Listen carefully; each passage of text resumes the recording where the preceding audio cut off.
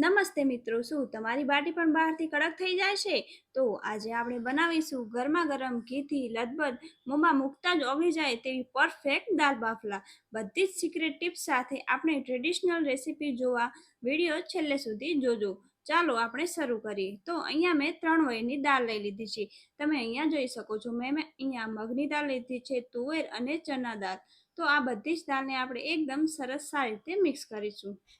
પછી આપણે દાળના અંદર પાણી રેડીને આપણે દાળને મિનિમમ 3 કલાક જેટલું પલાળવા દઈશું. તો હવે આપણે દાળને એકદમ સરસ પલાળવા મૂકી દઈશું. તો તમે અહીંયા હવે જોઈ શકો છો આપણા 3 કલાક થઈ ગયા છે અને દાળ એકદમ સરસ ફૂલાઈને તૈયાર થઈ ગઈ છે. તો હવે આપણે આ દાળને એકદમ સરસ સારી રીતે વોશ કરી લેવાની છે. તો એ એકદમ સરસ ધોવરાઈ ગઈ છે. પછી આપણે અહીંયા એક કુકર લઈશું. કુકરના અંદર આ બધી જ દાળ આપણે નાખી દેવાની છે.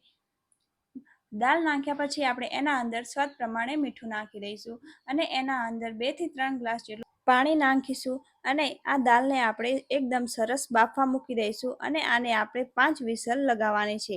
તો આપણી દાળ બફાય એટલી ઘડા આપણે લોટ તૈયાર કરી નાખીશું. તો અહીંયા મેં દાલ બાટી બનાવવા માટે અહીંયા મેં ભડકું લીધું છે. તમે અહીંયા પેલું આપણે રેગ્યુલર લોટ પણ લઈ શકો છો. એના અંદર મેં અડધી વાટકી સૂંજી નાખી છે. સૂંજી નાખવાથી એ એકદમ સરસ ટેસ્ટી લાગે છે. પછી એના અંદર મેં અજમો નાખ્યો છે, હળદર અને જીરું નાખીને એકદમ સરસ સારી રીતે મિક્સ કરી નાખી છે. પછી આપણે મોણ માટે તેલ નાખીશું. તમે અહીંયા ઘી પણ લઈ શકો છો. તો મોણને પણ આપણે એકદમ સરસ સારી રીતે મિક્સ કરીને લઈ લેવાનું છે. આપણે આના અંદર માપનું જ મોણ નાખવાનું છે, એટલું બધું વધારે પણ નથી નાખવાનું. પછી આપણે આના અંદર ગરમ પાણી રેડીશું. ગરમ પાણીથી લોટ બાંધવાથી એકદમ આ સરસ જે ભડકું ને બધું છે એ એકદમ સરસ સારી રીતે સોફ્ટ બંધાય છે લોટ અને એકદમ સરસ બાટી બને છે.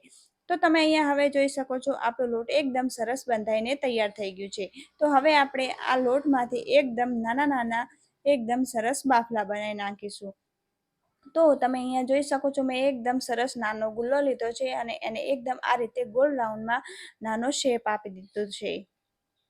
તો આપણે બધા જ આવી રીતે ગોળ રાઉન્ડમાં નાના નાના બોલ્સ તૈયાર કરીને લઈ લેવાના છે. પછી અહીંયા મેં એક પ્લેટ એકદમ સરસ ગ્રીસ કરીને લઈ લીધી છે. પછી આપણે આ બાફલા બધા એના અંદર મૂકી દઈશું અને સ્ટીમ કરવા મૂકી દઈશું.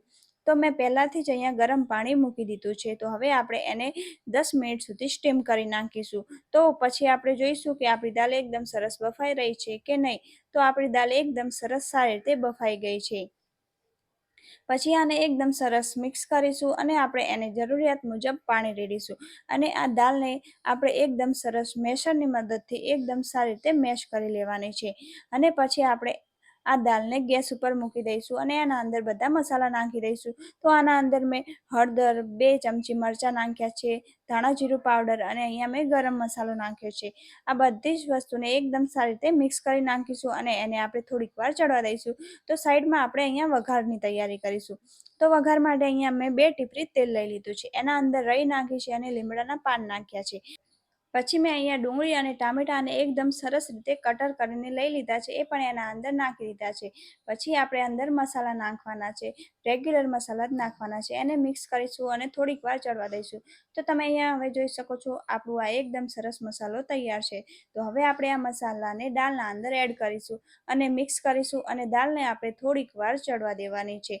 તો પછી આપણે જોઈ લઈશું કે આપણા બાફલા છે એ બફાઈ ગયા છે કે નહીં. તો એ એકદમ સરસ બફાઈને હવે તૈયાર થઈ ગયા છે. તમે અહીંયા હવે જોઈ શકો છો. તો આ બાફલાને આપણે એકદમ સરસ સારી રીતે કટ કરી નાખીશું. અહીંયા આપણે ત્રિકોણમાં 4 શેપમાં કટ કરી નાખીશું. તો મેં બધા જ આ રીતે કટ કરીને લઈ લીધા છે. તો અહીંયા પછી મેં એક પેનમાં તેલ ગરમ કરવા મૂકી દીધું છે. તો આપણે આને ફ્રાય જ કરવાના છે. તો આપણા બાફલા એકદમ સરસ ગોલ્ડન બ્રાઉન થાય ત્યાં સુધી આપણે એકદમ સરસ બાફવાના છે. તો તમે અહીંયા હવે જોઈ શકો છો આપણા એકદમ સરસ બાફલા તૈયાર છે. તો હવે આને આપણે એક પ્લેટમાં લઈ લઈશું અને આપણી દાળ પણ હવે ચેક કરી લઈશું. આપણી દાળ પણ એકદમ સરસ હવે તૈયાર છે. તો હવે આપણે આને એક પ્લેટમાં સર્વ કરી નાખીશું. તો મિત્રો, જો તમને પણ મારી આ રેસીપી પસંદ આવી હોય તો મારી ચેનલને લાઇક, શેર અને સબસ્ક્રાઈબ કરજો અને તમે પણ આવી અતનવી રેસીપી બનાવજો. Thank you.